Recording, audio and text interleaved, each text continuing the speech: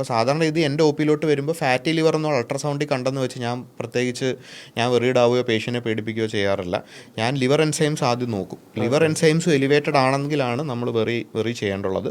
എന്നിട്ട് ഞാൻ ലിവർ എൻസൈംസും പ്ലേറ്റ്ലെറ്റും വെച്ചൊരു FIB-4 എന്ന് പറഞ്ഞൊരു FIB-4 എന്ന് പറഞ്ഞൊരു സ്കോറുണ്ട്, അത് കാൽക്കുലേറ്റ് ചെയ്യും. അത് 1.3 മേളിലാണെങ്കിൽ മാത്രമേ ഞാൻ വെറി ചെയ്യേണ്ട കാര്യമുള്ളൂ. അപ്പം ഞാൻ പേഷ്യൻറ്റിനെ ഒരു ഫൈബ്രോ സ്കാൻ എന്ന് പറയുന്ന ഒരു സ്കാനിന് വിടും. എന്ന് വെച്ചാൽ കട്ടി കൂടി ഫൈബ്രോസിസ് ഉണ്ടോ, ലിവർ ഡാമേജ് തുടങ്ങിയിട്ടുണ്ടോ എന്ന് കണ്ടുപിടിക്കാൻ വേണ്ടി ഒന്നുകിൽ ഫൈബ്രോ സ്കാൻ അല്ലെങ്കിൽ ഒരു ഹെപ്പാറ്റിക് എലാസ്റ്റോഗ്രഫി എന്ന് പറയും. ഇതിലേതെങ്കിലും ഒരെണ്ണത്തിലോട്ട് വിടും. ഈ ഫൈബ്രോസിസിൻ്റെ നമ്മൾ F1 F2 എന്നൊക്കെ പറഞ്ഞ് അങ്ങനെ ഡിവൈഡ് ചെയ്യും. അതിൻ്റെ ഇനിഷ്യൽ സ്റ്റേജ് റിവേഴ്സിബിൾ ആണ്.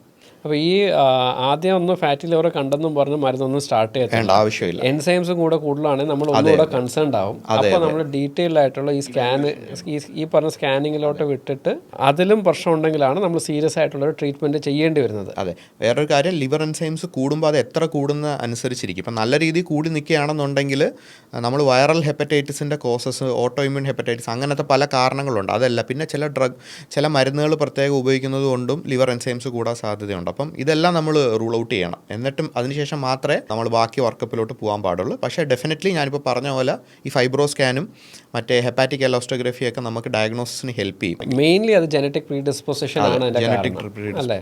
അങ്ങനെയുള്ള ആൾക്കാർ വണ്ണമുള്ള ആളിനെക്കാളും കോഷ്യസ് ആയിട്ടിരിക്കുക.